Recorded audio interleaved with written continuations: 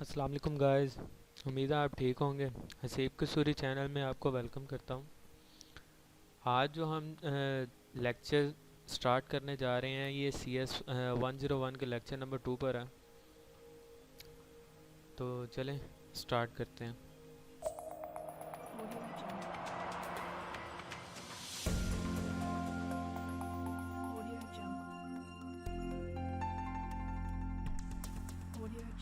तो सबसे पहले इस लेक्चर में जो हमारे पास टॉपिक आता है कंप्यूटर की वैल्यूएशन, जो कि सबसे पहला कंप्यूटर था तब से लेकर जो आज तक के जदीद कंप्यूटर हैं वहाँ तक की जो उनसे इसकी तब्दीलियाँ आई हैं, उस कंप्यूटर से लेकर इस आज के कंप्यूटर तक इसमें कैसे कैसे तब्दीलियाँ आई, किसने तब्दीलियाँ की और उस वक़्त की ज़रूरत के मुताबिक, तो उस पर बात करेंगे। तो पिछले लेक्चर में हमने चार्ल्स बेबेज के एनालिटिकल इंजन पर बात की थी, जो कि उस वक़्त का सबसे पहला जनरल पर्पस कंप्यूटर था। ये हम इसको एक स्पेसिफिक इनपुट दिया करते थे, ये उसको प्रोसेस करता था और उसके बाद हमें एक स्पेसिफिक आउटपुट प्रोवाइड कर दिया करता था। ठीक है। और इसको 1833 में चार्ल्स बेबेज ने इन्वेंट किया था। इसके बाद जो नेक्स्ट इन्वेंशन है वो है ट्यूरिंग मशीन, जो कि एलन ट्यूरिंग ने 1936 में इन्वेंट की थी। इनको फादर ऑफ मॉडर्न कंप्यूटिंग भी कहा जाता है। ठीक है। तो ये ट्यूरिंग मशीन जो थी ये काम क्या करती थी, ये इस तरह से काम करती थी कि इसके ऊपर ब्लॉक्स बने हुए ब्लॉक्स एक टेप चलाई जाती थी और इस टेप के ऊपर ये tape left to right move किया करती थी। जैसे कि ये आप देख रहे हैं कि ये एक रूलर होता था, ये लेफ़्ट साइड पर भी एक रूलर है, एक राइट साइड पर रूलर है। ये टेप को रूल करने के लिए, मूव करवाने के लिए यूज़ किया जाता था। ये लेफ़्ट साइड पर भी मूव कर सकती थी, या राइट साइड पर भी मूव कर सकती थी। इसके बाद एक रीड और राइट हेड है, इस हेड की मदद से आप कुछ भी राइट कर सकते हैं या रीड कर सकते हैं। इसके बाद ये सिर्फ और सिर्फ इन ब्लॉक्स, ये जो उनसे छोटे छोटे ब्लॉक्स बने हुए होते थे इस टेप के ऊपर, ये टेप आपको अगर इसकी मैं इस टेप की एग्जांपल दूं तो ये आपकी जो उनसे आज से कुछ देर पहले हमारे पास जो रील वाले कैमरे हुआ करते थे, वो उस तरह की रील की तरह ही इस पर भी बॉक्स बने हुआ करते थे। जिस तरह उसमें बॉक्स होते थे उस पर एक इमेज बन जाती थी, इसी तरह इधर भी एक इमेज बन जाती थी। ठीक है। तो वो इमेज पर ये रीड और राइट कर लेता था। आगे जो सर एलन ट्यूरिंग थे, इन्होंने एक मेथड डिफ़ाइन किया था। इस टेस्ट की मदद से हम कंप्यूटर और ह्यूमन में डिफरेंस कर सकते थे कि अगर कंप्यूटर जो सा है वो सोच सकता है या नहीं सोच सकता, इस बात का भी अंदाज़ा हम लगा सकते थे। तो जो कि हमने लास्ट टाइम मैंने आपको क्वेश्चन भी पूछा था कि आप मुझे ज़रूर कमेंट में बताना। उम्मीद है आपने आंसर तो दिए होंगे। तो इस टेस्ट में 3 प्लेयर्स काम करते हैं। इंटेरोगेटर का क्या काम है, उसने ये एनालाइज करना है कि इन दोनों में से, जो उनसे टेस्ट दे रहे हैं, इन दोनों में से कौन सा ह्यूमन बीइंग है और कौन सा कंप्यूटर है। तो जब भी अगर तो वो इंटेरोगेटर है वो इस बात का एनालाइज कर लेता है। और कंप्यूटर का क्या काम होता था इसमें, कंप्यूटर ये करता था कि उसने इंटेरोगेटर को बेवकूफ़ बनाना था कि ये ह्यूमन बीइंग है। तो वो इस तरह से, अगर तो वो इंटेरोगेटर ये जज कर लेता है सही तरह से कि कौन सा ह्यूमन बीइंग है और कौन सा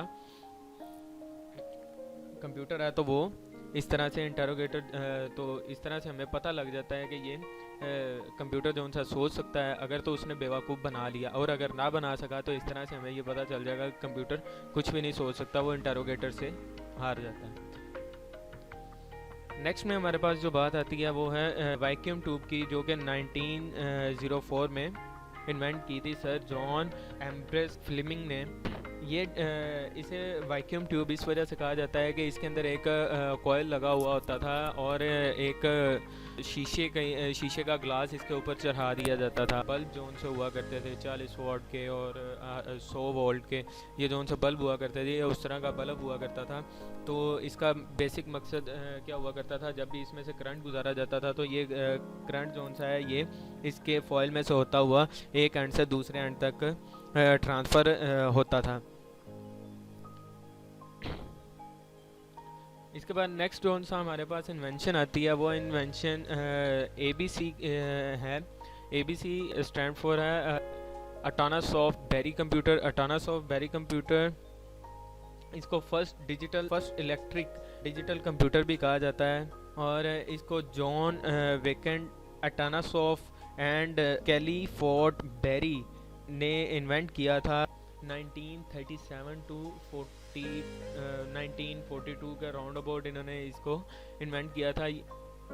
नेक्स्ट अगर हम बात करें तो ये हार्वर्ड मार्क वन की बात आती है। हार्वर्ड मार्क वन जोन सा था, ये Harvard hacking and Gary grace Hooper ने डिज़ाइन किया था और हार्वर्ड यूनिवर्सिटी में। इस सीरीज़ के सबसे पहला जो सा कंप्यूटर था उसको नाम इन्होंने हार्वर्ड मार्क वन दिया था, जो कि 43 से 44 तक इसको इन्वेंट किया गया था। ये एक फुल रूम की स्पेस ऑक्यूपाई करता था। जैसे कि यहाँ पर आपको नज़र आ रहा है ये एक साइंटिस्ट, और ये जो सा हार्वर्ड मार्क वन है इसकी आप साइज़ का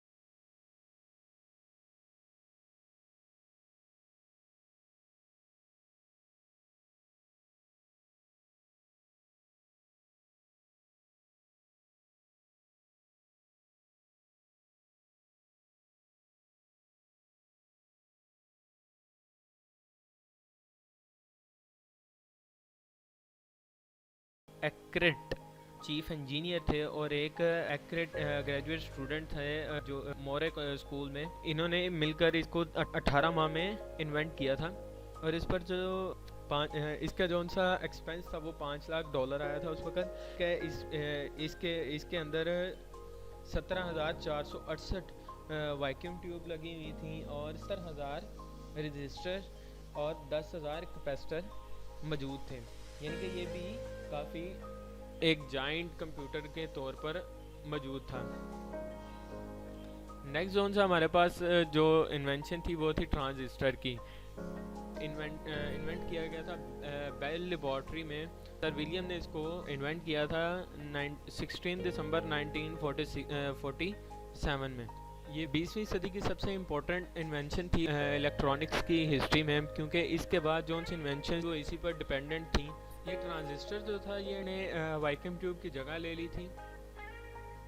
अगर हम इन दोनों का कंपैरिजन देखें तो इनके कंपैरिजन में जो सा ट्रांजिस्टर था, ट्रांजिस्टर जो है वो लो पावर पर भी अच्छी तरह से काम करता था और हीट वो भी कम हुआ करती थी, जबकि वैक्यूम ट्यूब जो है वो काफ़ी ज़्यादा हीट प्रोड्यूस करती है जब ये चलती है, क्योंकि वैक्यूम ट्यूब क्या है एक कोयल की मदद से बना गया है। तो ये कोयल क्या करता था, ये एक हीट जनरेट करता था, जिसकी वजह से जिस जगह पर ये यूज़ हो रहा था उस जगह पर काफ़ी ज़्यादा हीट हो जाती थी। और जो सा ट्रांजिस्टर है ये साइज़ में भी छोटा होता है, लेकिन जो सी वैक्यूम ट्यूब है ये साइज़ में काफ़ी बड़ी होती है। इसके बाद ट्रांजिस्टर जो है ये लो कॉस्ट होता है ये, और जो सा वैक्यूम ट्यूब है ये हाई कॉस्ट होता है।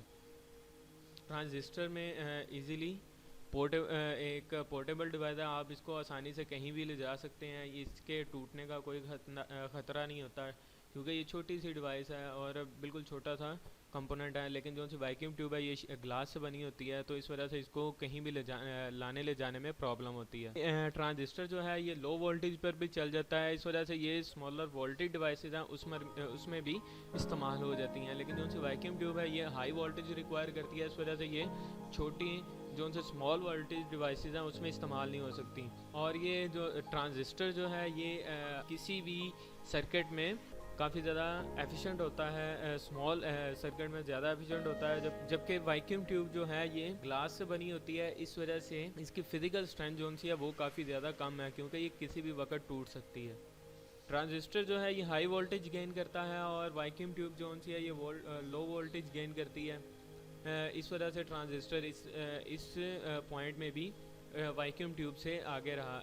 अगर हम नेक्स्ट पॉइंट को देखें तो इसमें ट्रांजिस्टर जो है ये वैक्यूम ट्यूब की निस्बत कम पॉइंट में है, क्योंकि जो ट्रांजिस्टर है इसको उतारने के लिए आपको स्पेशल टूल्स चाहिए होते हैं, लेकिन जो उनका वैक्यूम ट्यूब है इसको एक सिंपली बल्ब की तरह आप उतार सकते हो और उसकी जगह पर एक नया वैक्यूम ट्यूब आप प्लेस कर सकते हैं।